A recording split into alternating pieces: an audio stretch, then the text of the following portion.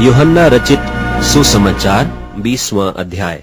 सप्ताह के पहले दिन मरियम मगदलीनी भोर को अंधेरा रहते ही कब्र पर आई और पत्थर को कब्र से हटा हुआ देखा। तब वह दौड़ी और शमौन पतरस और उस दूसरे चेले के पास जिससे यीशु प्रेम रखता था आकर कहा, वे प्रभु को कब्र में से निकाल ले गए हैं और हम नहीं जानती कि उसे कहाँ रख दिया है। तब पतरस और वह दूसरा चेला निकलकर कब्र की ओर चले और दोनों साथ साथ दौड़ रहे थे, परंतु दूसरा चेला पतरस से आगे बढ़कर कब्र पर पहले पहुंचा और झुककर कपड़े पड़े देखे, तो भी वह भीतर न गया। तब शमौन पतरस उसके पीछे पीछे पहुंचा और कब्र के भीतर गया और कपड़े पड़े देखे, और वह अंगोछा जो उसके सिर से बंधा हुआ था कपड़ों के साथ पड़ा हुआ नहीं, परंतु अलग एक जगह लपेटा हुआ देखा।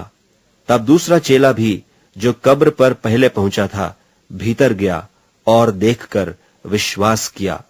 वे तो अब तक पवित्र शास्त्र की वह बात न समझते थे कि उससे मरे हुओं में से जी उठना होगा। तब ये चेले अपने घर लौट गए, परंतु मरियम रोती हुई कब्र के पास ही बाहर खड़ी रही और रोते रोते कब्र की ओर झुककर दो स्वर्गदूतों को उज्जवल कपड़े पहने हुए, एक को सिराहने और दूसरे को पैताने बैठे देखा, जहां यीशु की लोथ पड़ी थी। उन्होंने उससे कहा, हे नारी, तू क्यों रोती है?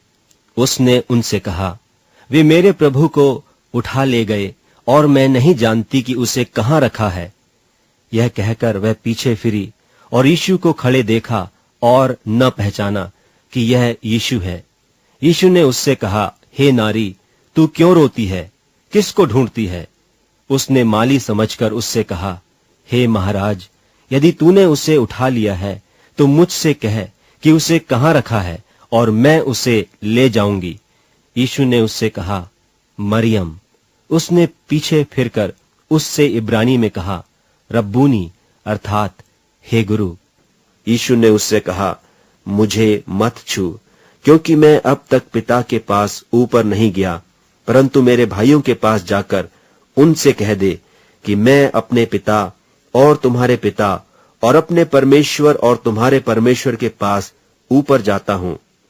मरियम मगदलीनी ने जाकर चेलों को बताया कि मैंने प्रभु को देखा और उसने मुझसे ये बातें कहीं। उसी दिन जो सप्ताह का पहला दिन था, संध्या के समय, जब वहां के द्वार जहां चेले थे यहूदियों के डर के मारे बंद थे, तब यीशु आया और बीच में खड़ा होकर उनसे कहा, तुम्हें शांति मिले। और यह कहकर उसने अपना हाथ और अपना पंजर उनको दिखाए। तब चेले प्रभु को देखकर आनंदित हुए। यीशु ने फिर उनसे कहा, तुम्हें शांति मिले।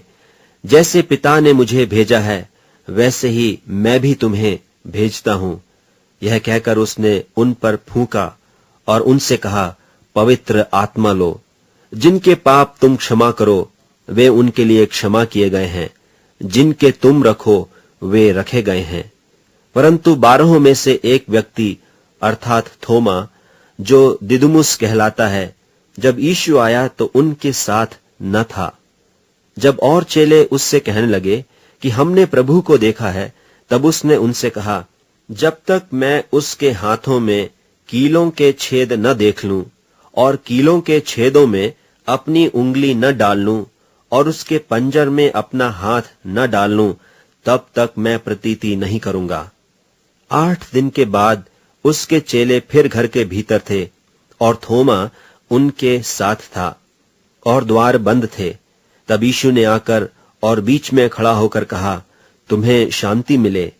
तब उसने थोमा से कहा, अपनी उंगली यहां लाकर मेरे हाथों को देख और अपना हाथ लाकर मेरे पंजर में डाल और अविश्वासी नहीं परंतु विश्वासी हो। यह सुन थोमा ने उत्तर दिया, हे मेरे प्रभु, हे मेरे परमेश्वर। यीशु ने उससे कहा, तूने तो मुझे देखकर विश्वास किया है। धन्य वे हैं जिन्होंने बिना देखे विश्वास किया। यीशु ने और भी बहुत चिन्ह चेलों के सामने दिखाए, जो इस पुस्तक में लिखे नहीं गए, परंतु ये इसलिए लिखे गए हैं कि तुम विश्वास करो कि यीशु ही परमेश्वर का पुत्र मसीह है और विश्वास करके उसके नाम से जीवन पाओ।